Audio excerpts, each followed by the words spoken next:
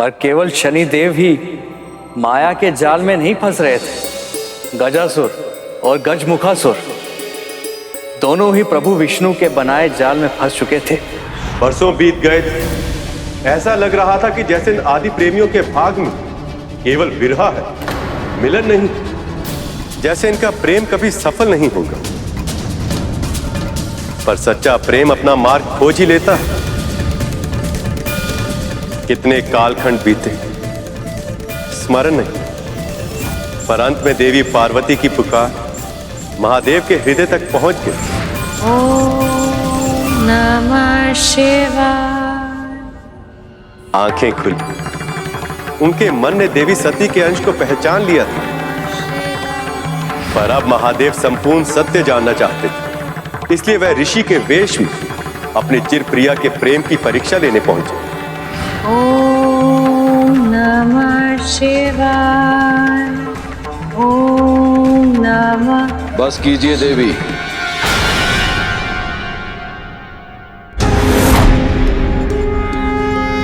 कौन है ये साधु ऋषि और मेरी शिव भक्ति में विघ्न क्यों कर रहे हैं? रोक दीजिए तपस्या। आप एक ऐसे व्यक्ति के साथ विवाह कैसे कर सकती हैं जो एक यायावर का जीवन जीता है, जिसके पास आप जैसी रूपवती राजकुमारी को देने के लिए उपहार में और कुछ है तो बस दुर्गम कैलाश की चोटी, जहां हर समय मां भयंकर अस्थियां हिला देने वाली शीत का प्रभाव बना रहता है, जो हर समय भूत प्रेत, पिशाच, निशाचर, बैलों और नागों जैसे पशुओं से घिरा रहता है। आप अपने महलों का सुखी जीवन छोड़ के एक ऐसे व्यक्ति के साथ विवाह करके अपने जीवन को सदैव के लिए दुस्वप्न क्यों बनाना चाहती हैं? बस कीजिए ऋषिवर।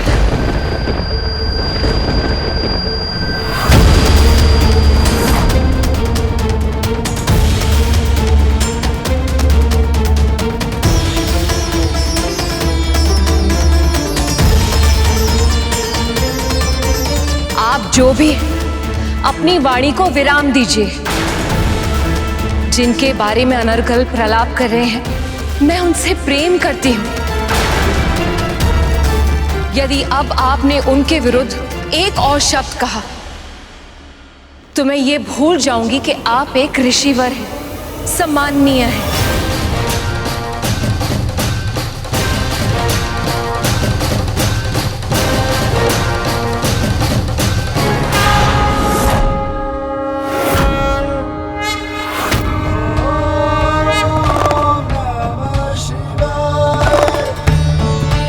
उस क्षण देवी पार्वती के लिए समय मानो थम सा गया था।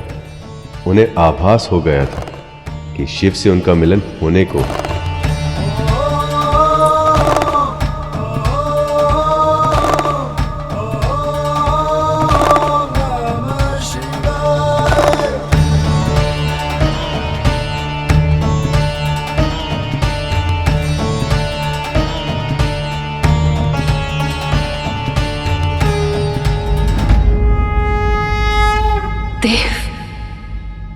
महादेव, आप, इसका अर्थ है कि मेरी तपस्या सफल हुई। अब हमारा मिलन होगा। और इस तरह कई कठिन परीक्षाओं के बाद शिव और सती विवाह सूत्र में बंधने वाले थे।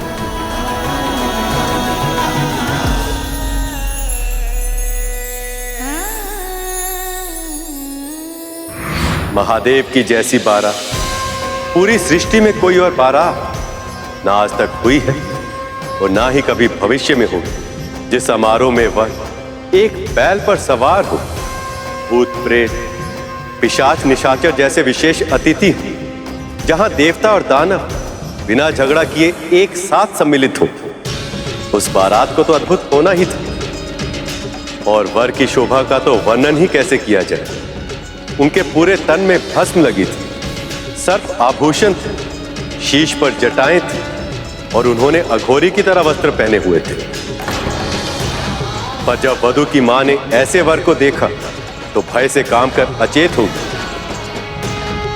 और तब पार्वती ने महादेव से अवसर के अनुरूप वेश धारण करने की विनती की। सभी देवी देवताओं ने उन्हें विश्व के सबसे उत्तम रेशमी वस्त्रों और दुर्लभ मणियों से सजाया। महादेव ने कामेश्वर का रूप धारण किया और उनकी आभा पूर्ण चंद्र से भी अधिक मनोहर हो गई। उन्हें इस रूप में देखकर महारानी मैनावती परम प्रसन्न हुई और इस प्रकार महादेव और देवी पार्वती का विवाह संपन्न हुआ। हर हर शंभू, हर हर शंभू, हर हर शंभू, हर हर शंभू।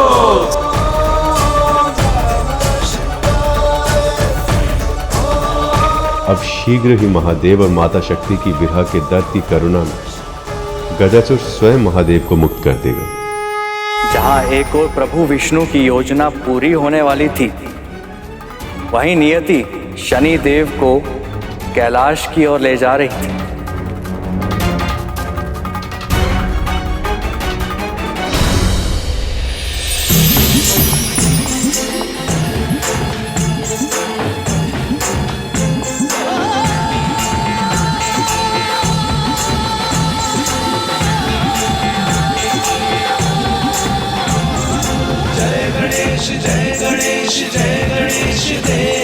आंख लग गई थी।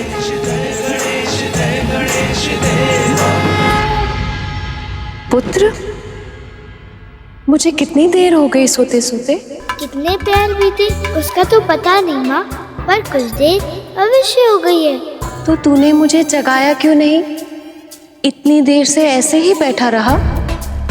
कितनी असुविधा हुई होगी तुझे। यदि मैं आपके गोद में ऐसे सर रख के सो जाता तो क्या आपको असुविधा होती? पार्वती के मन असुविधा का तो प्रश्न ही नहीं उठता। मुझे तो सुख की अनुभूति होगी।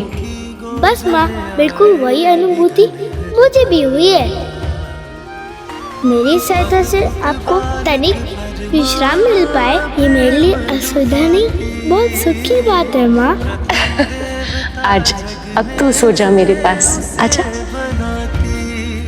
हाँ, प्रथम देवता जग में उसे बनाती।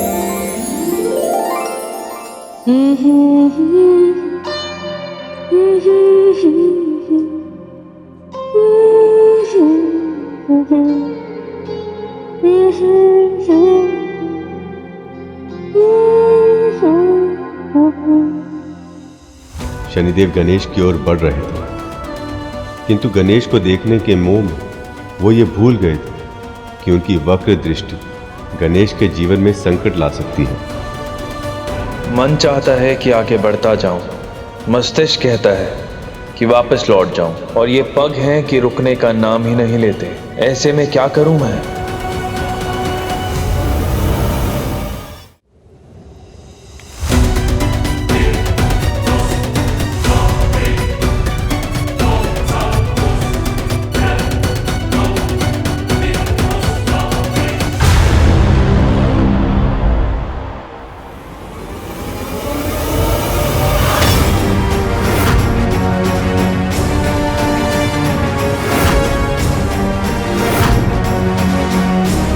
यहां से तो कुछ दिखाई ही नहीं दे रहा।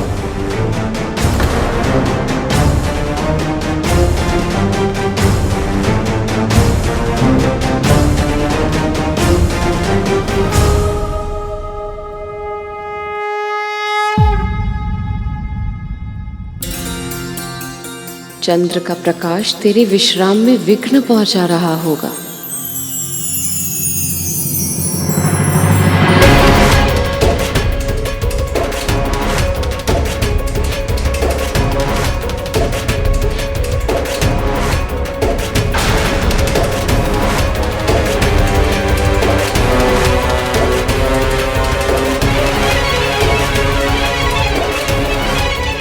चंद्रदेव के प्रकाश और माता की ममता ने अनहोनी होने से रोक लिया था, किंतु विधि के विधान को कौन टाल सकता है? शनि की दृष्टि से बाल गणेश भी नहीं बच पाए।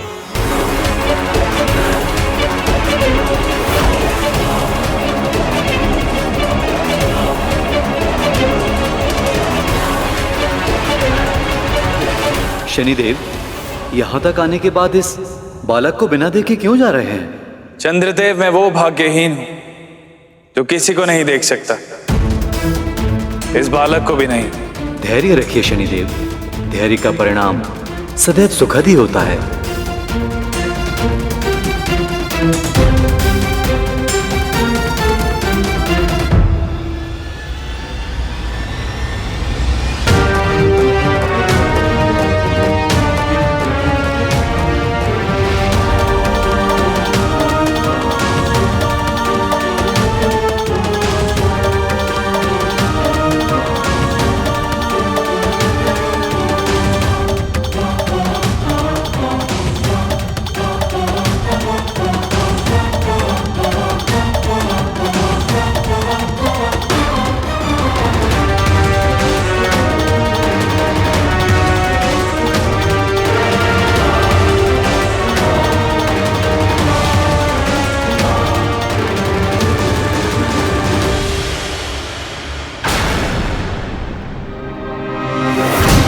काली छाया।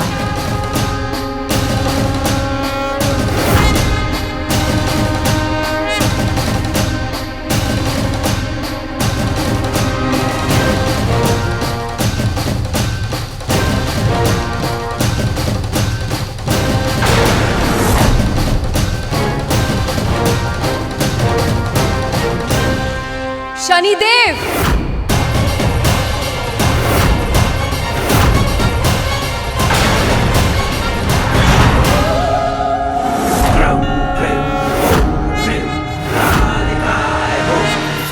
वक्र दृष्टि से मेरे पुत्र को देखने का साहस भी कैसे किया आपने?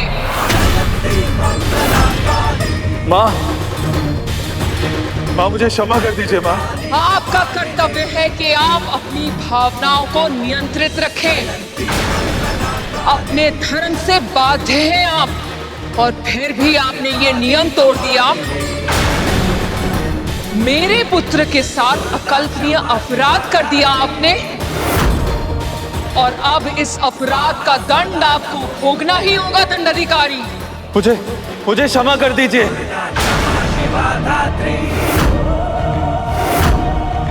स्वाहा स्वधा नमोस्तुते। मुझे क्षमा कर दीजिए माँ।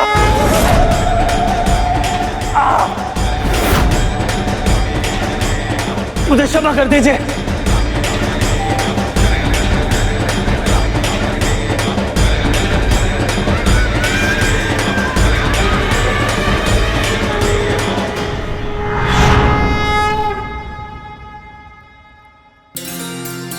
क्या हुआ माँ? कुछ नहीं हुआ पुत्र, और तुझे कुछ होने भी नहीं दूंगी। प्रत्येक माँ हर पल यही प्रयास करती है कि वो अपनी संतानों की रक्षा कर सके, किंतु आवश्यक नहीं है कि वो हर बार सफल ही हो जाए। जो स्वयं शक्ति स्वरूपा है, यदि उन माँ पार्वती के लिए ही अपनी संतान की रक्षा करना इतना कठिन है, तो हम साधारण मानवों से यदि कोई भूल हो जाए तो हमें दुख और अवसाद में डूबना नहीं चाहिए। वैसे भी जो हो रहा था वो तो होना ही था। विधि का विधान था, नियति पहले ही तय कर चुकी थी। अब तो बस घटित हो रहा था। कितना कुछ था जो अभी सामने आना शेष था, बिल्कुल वैसे ही जैसे प्रभु विष्णु की कथा कांड, क्योंकि वो भी अपने वाद्य की तरह रहस्यमय ही था, भविष्य के गर्भ में छुपा। अज्ञान। उत्तम, अति उत्तम, आनंद आ गया। सत्य कथावाचक, बहुत श्रेष्ठ कथा कह रहे हो तुम। आगे कहो। सृष्टि के नादी प्रेमियों का मिलन पहले ही बड़ी कठिनाइयों से हुआ, किंतु एक मूर्ख के कारण ये दोनों फिर से एक दूसरे से अलग हो। स्वयं को महादेव का भक्त कहता है वो, किंतु तब भी अपने इष्ट महादेव और उनकी प्रिय देवी पार्वती को बहुत गहरा दुख दिया है उसने। कौन है वो?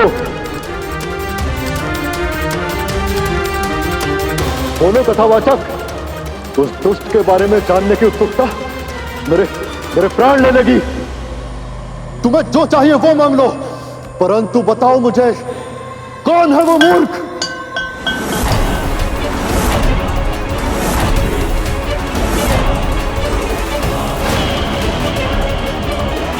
बोलो कथावाचक, कौन है वो? यदि आपके लिए अपने वचन का तनिक भी महत्व है तो महादेव को अपने उदर से बाहर आने दीजिए महाराज।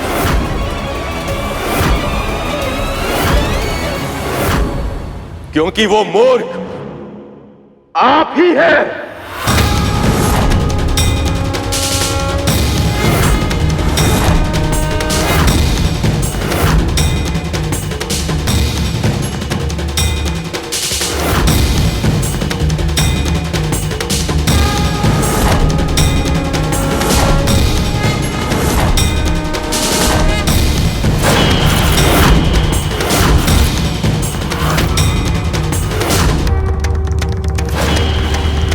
मैं तुम्हें अंतिम चेतावनी दे रहा हूं गजासुर।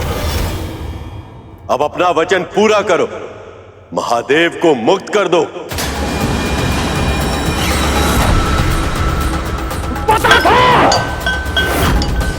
पता था ये कोई साधारण कथावाचक नहीं है। छल किया है विष्णु ने, छल।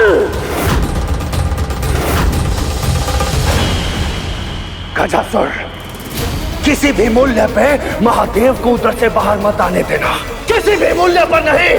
तुम अपनी चिंता करो गजमुखासुर।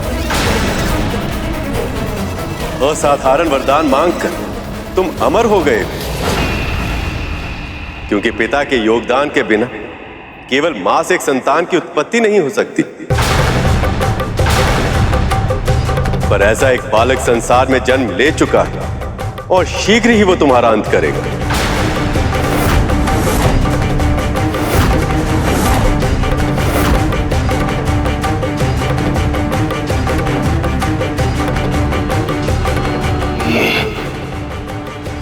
ये सत्य है गजासुर। ये क्या हो गया? मुझे क्षमा करना मेरे भाई।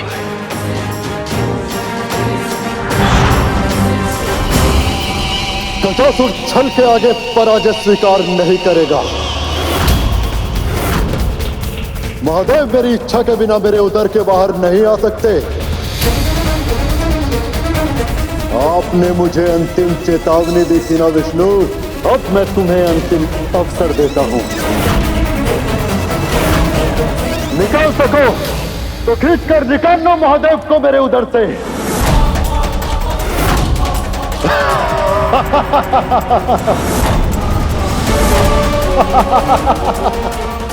गजासुर महादेव से मिले वरदान के कारण इतने अहंकार में था कि उसे ज्ञात भी नहीं कि वो किसके समक्ष चुनौती रख रहा है।